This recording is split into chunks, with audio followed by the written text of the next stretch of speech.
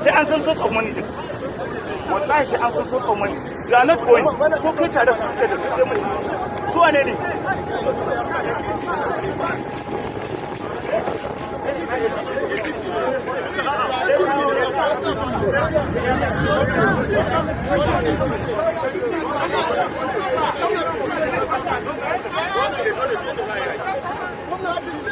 I said no problem.